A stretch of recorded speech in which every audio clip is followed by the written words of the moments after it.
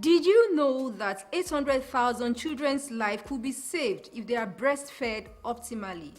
Unfortunately, less than 45% are breastfed in Nigeria.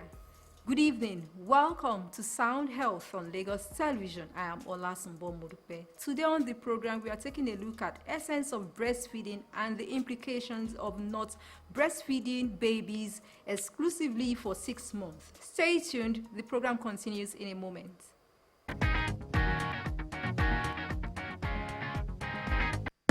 Ready, set, let's go!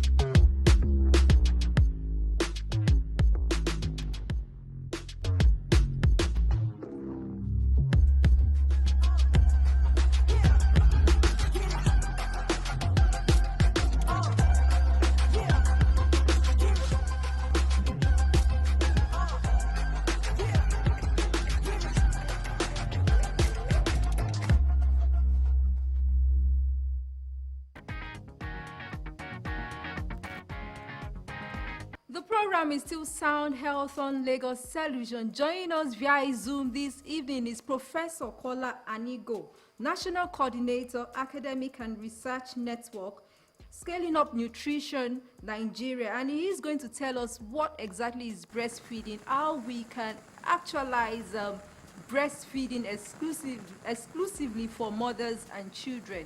Good evening, Professor Anigo, and thanks for joining us. Good evening, ma.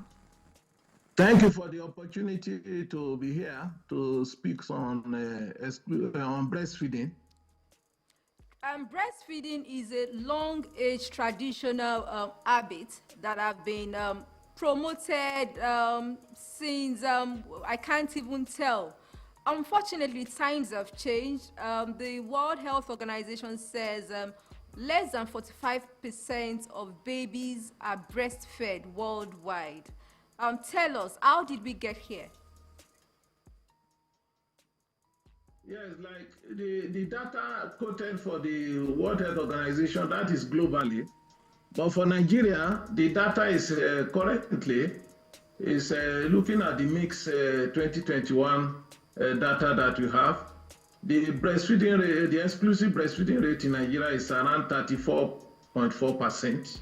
That is to say that it's only 1/3 of children that are of infants that are exclusively breastfed.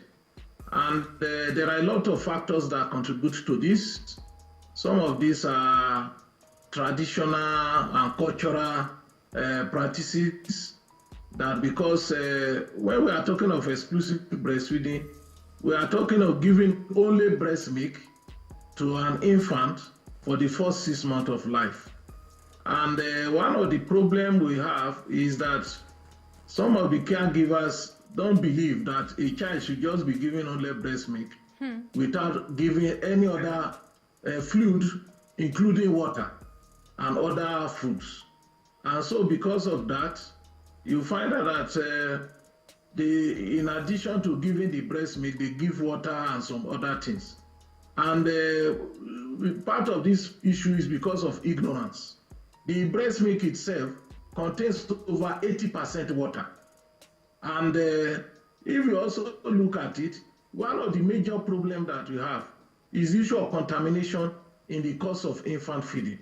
Because it has also been discovered that the death of under 5, over 54% of what is responsible for the death of under 5 have a link directly or indirectly to malnutrition. And WHO have also found out that if our caregivers carry out good hand washing practices, that this death we are talking about will reduce with not less than 50%. That means in the course of feeding these children, a lot of contamination comes in. And one of the major points of contact is the issue of water. And so the issue of the data that we have, there are a lot of cultural factors, traditional, that contribute to some of those problems. That is why the data. So the data in Nigeria is even worse than that which you mentioned globally, reported by WHO. Okay, unfortunately, in every 5 households, there are at least 4 working mothers in every 5 households in Nigeria. At least there are 4 working mothers. How will this category of women fulfill their responsibility when it comes to breastfeeding? Yeah, there are Because it is not, from your guidelines. explanation now, it is not just about cultural beliefs or myth. Yes, it's true. You find out that, like the working mothers, there are policies and guidelines to support working mothers. We have maternity protection policies. And that is why the issue of maternity leave is given to working mothers so that it can help them to support them to be able to have that close contact with their children, with their infants, so that the issue of breastfeeding can be supported. And there is also effort now to even ensure the extension of that maternity leave with some months in addition to the 3 months, so that like up to 6 month maternity leave, so that it can give that opportunity for mothers and the child to be together, so that the issue of compromising the issue of breastfeeding will not be there. So there are a lot of policies here and there.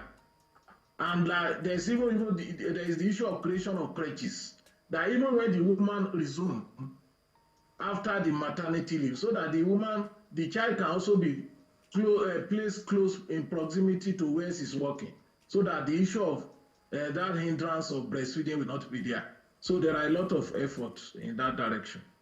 Okay. But the only thing is that I always say it, that from my own personal view and looking at the situation we are, we must be deliberate about making sure that we achieve the implementation of these policies.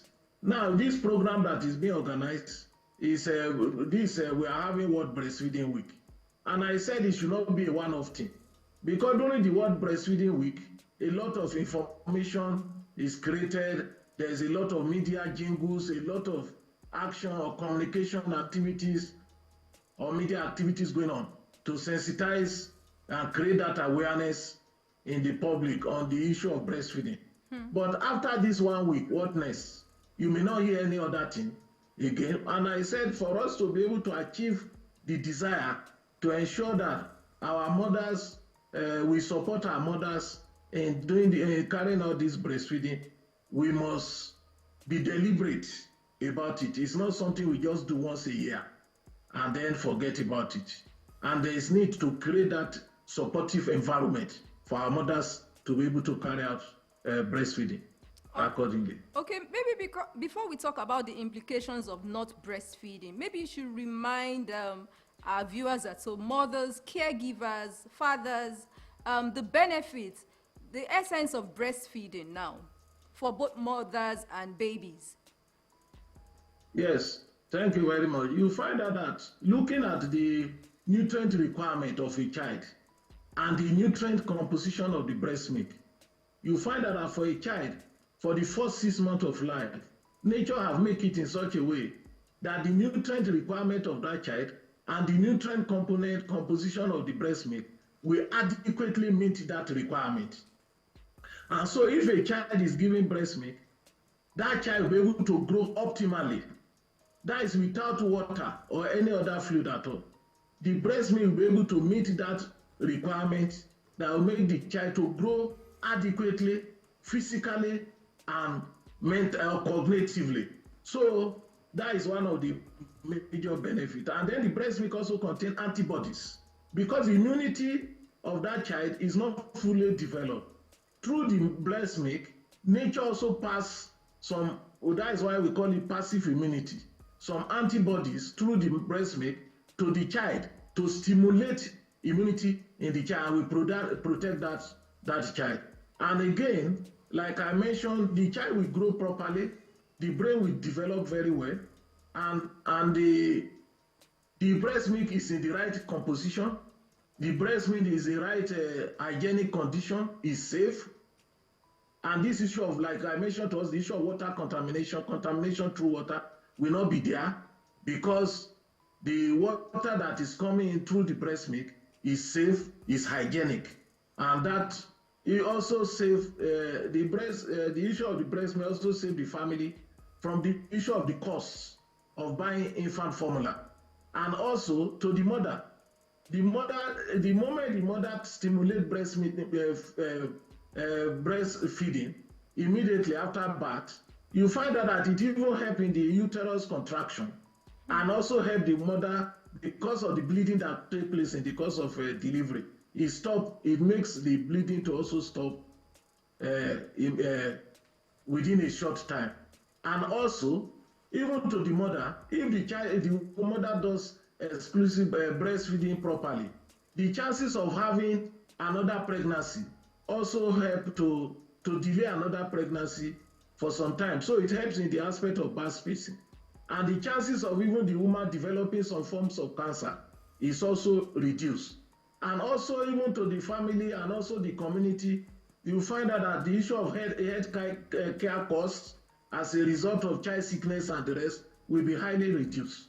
And even when a child is breastfed and the child even have infection, the chances of the child recovering is very fast or higher than the child that is not exclusively breastfed. Okay, how do we close the gap that we are currently experiencing? Because you said less than 1/3 of babies are exclusively breastfed in Nigeria. How do we close this gap? Because nutrition also affects human capital development from your explanation. How do we close this gap? It is not just about legalization of these policies. Yes, thank you. That is why, like you mentioned, on the issue of only 1/3, that means around 70% of the children are not experiencing the benefit of breastfeeding. And like I mentioned previously, the issue of advocacy is very important. Advocacy, advocacy, advocacy, and we must be deliberate about it. Thank God for what LTV is doing.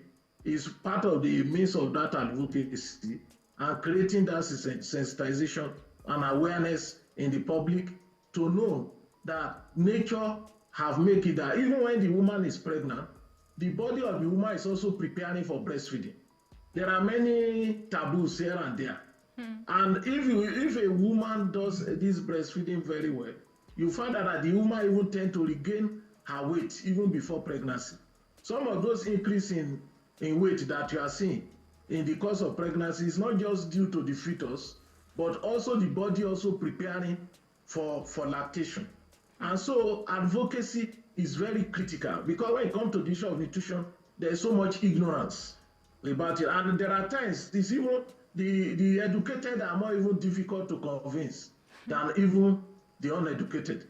And even the health workers themselves, which is the main point of contact, our mothers and when they go to the health facility, there is need to continue to sensitize them to what? Keep them that awareness going, because some of the health workers are even the ones in some cases that even discourage the mothers from doing that breastfeeding. True. And in some cases, you will find that it may be the grandmothers, it may be the older women in the house. The woman needs support. There is need to create that awareness both to the caregiver and also even those that surround them, and also the government itself must put this issue on the front burner. Because when you invest in nutrition of a child, you are investing into the future of the country.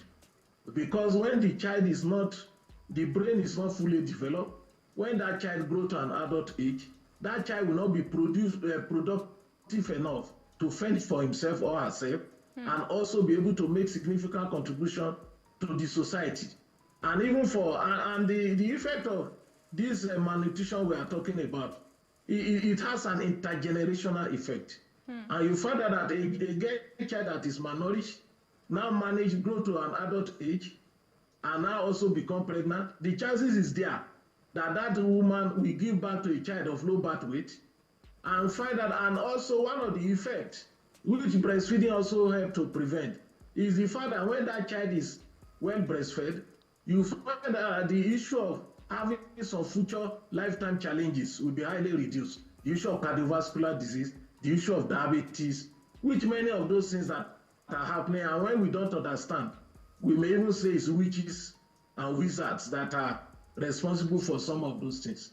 But if that advocacy, we take it to a level that government, the political leaders, the policy makers, the decision makers knows the importance of what we are talking about, to invest their time, to invest the resources and support for those at the front, and even to our caregivers, you find out that it will help us to change the narrative.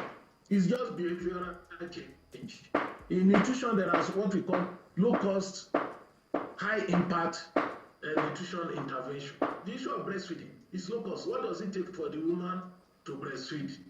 And what does it take for that woman to breastfeed? It's just for us, it's behavior change that we need. And it is through communication, advocacy, and that we can be able to create that change. And imagine when that child is well breastfed, imagine the impact, long life impact that will have in the life of that child. All right, in less than 1 minute now, your call to action as we wrap up this segment of the interview. The call to action is the fact that government needs to be in the forefront of advocating to ensure that our mothers does exclusive breastfeeding. And there is need, not just for the government, but the society to support our mothers, encourage them, create the enabling environment for them to be able to carry out breastfeeding. Breastfeeding is easier when mothers get all the support to exclusively breastfeed their babies. Professor Kola Anigo, National Coordinator, Academic and Research Networks, Scaling Up Nutrition Nigeria. Thank you so much for your insights on the essence of breastfeeding in Nigeria and all over the world. Let me appreciate the effort of what the Lagos State Television is doing to create that awareness so that our mothers can carry out breastfeeding, and also so that the infants can also benefit accordingly. I have been speaking with Professor Kola Anigo, National Coordinator, Academic and Research Network, Scaling Up Nutrition Nigeria, on the essence of breastfeeding. Sound Health continues with trending health report from around the world. Please stay tuned.